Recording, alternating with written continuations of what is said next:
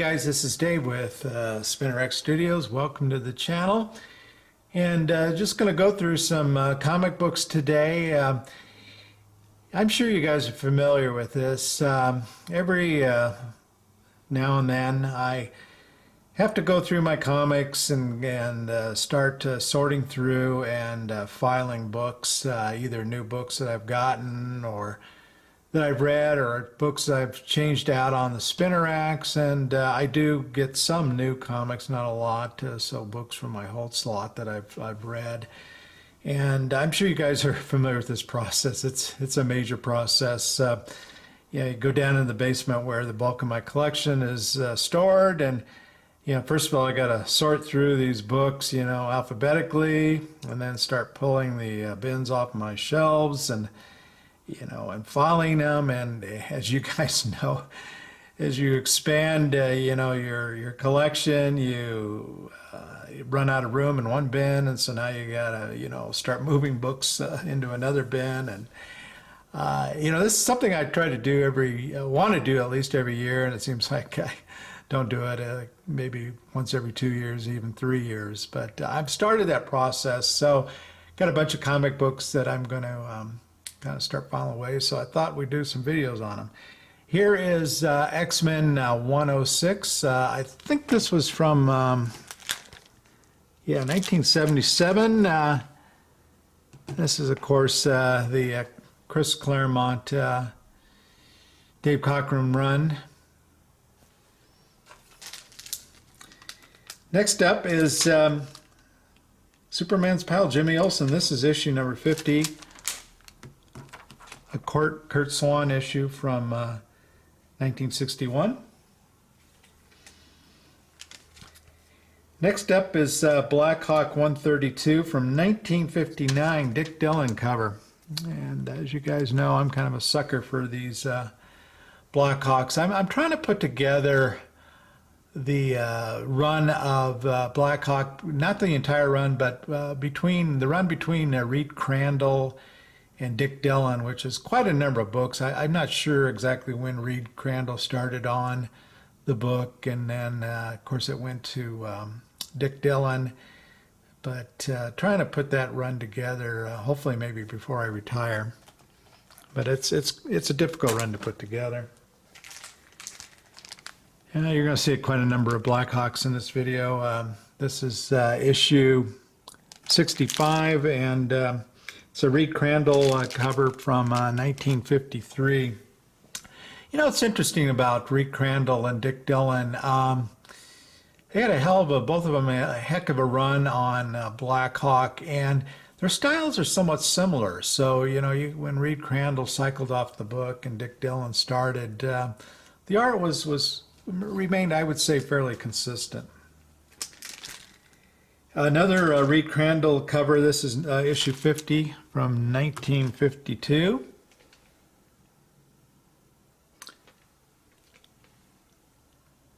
I like first of all, the guy with his teeth, but I've always really kind of liked this sci-fi look to these covers. Here's another Black Hawk. This is a later issue from 1959. This is issue 134. And moving into the Dick Dillon era of these covers. This is issue 129, 1958, another Dick Dillon cover.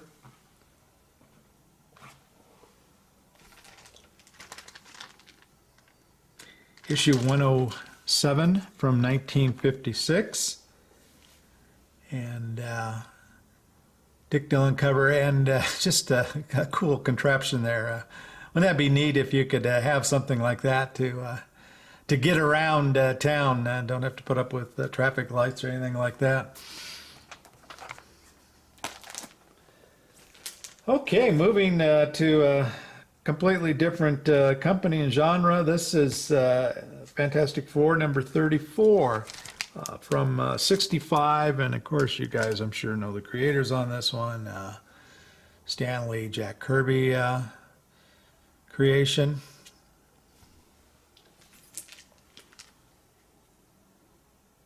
Detective Comics number 357, 1966 Carmen Infantino cover.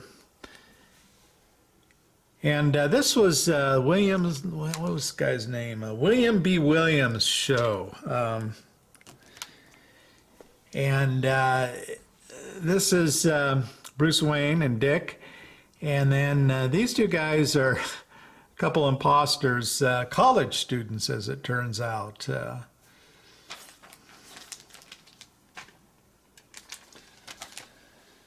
All right, next up is the House of Mystery, issue 204 from 1972. And you probably recognize the artist, Bernie Wrightson cover. Just fabulous art.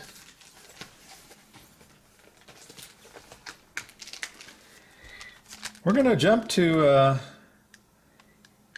Space War number 23. This is a Dick Giordano cover, 1963.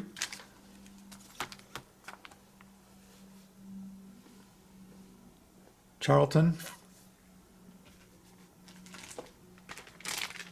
Yet another Blackhawk, issue 102, 1956, Dick Dillon cover. Yet more of that kind of that sci-fi goodness, reminiscent of 20,000 Leagues Under the Sea. Kind of got that look.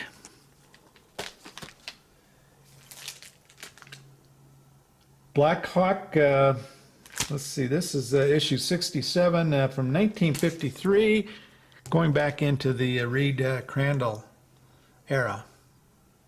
But as you can tell, you know, it's still kind of got that same feel, that same look to it. Okay, here's issue number 1 of Phoenix, back in the Atlas Comics days, 1975, Sal Amendola cover. And of course, this Atlas line did not last long.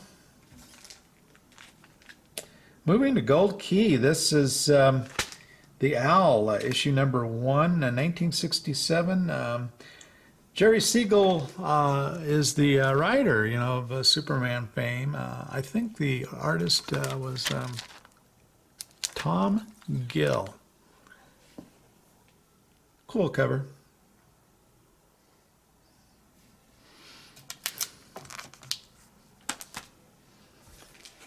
Unexpected, this is issue 97 from 1966. J. Scott Pike is credited as the cover artist. Kind of an odd an odd cover there. Oh, looks like he's cracking a log over the robot's head there. And the way that this is drawn, it's kind of funky. He's really smacked him in the midsection there, but it's kind of drawn off a bit, I think. Okay, moving back, Dick to Blackhawk, issues 77 from 1954. Yet another Dick Dillon cover, and yet another cool kind of sci-fi fantasy contraption there. How about a little Lois Lane? This is issue 33 from 1962. Kurt Swan, who else on the cover there? Another Lois Lane. This is issue 38, but in this case it's Kurt Schaffenberger from, let's see, 1963.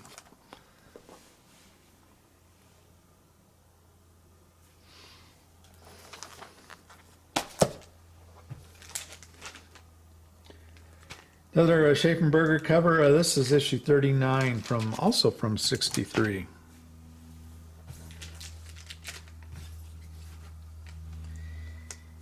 Moving to a kind of a brother-sister book here. This is Superman's pal Jimmy Olsen, issue 108, 1968.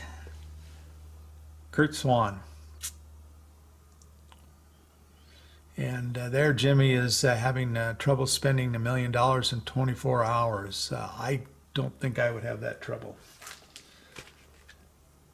And here's another Jimmy Olsen, issue 127, 1970.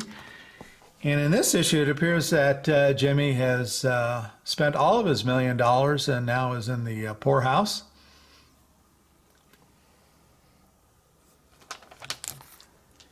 And finally, I'll end with yet another Blackhawk, and this is issue 97, Dick Dillon cover from 1956. All right, guys, well, that does it for this video. I'm actually going to go down into my basement and start sorting through some comic books. I hope you all are doing well, and take care.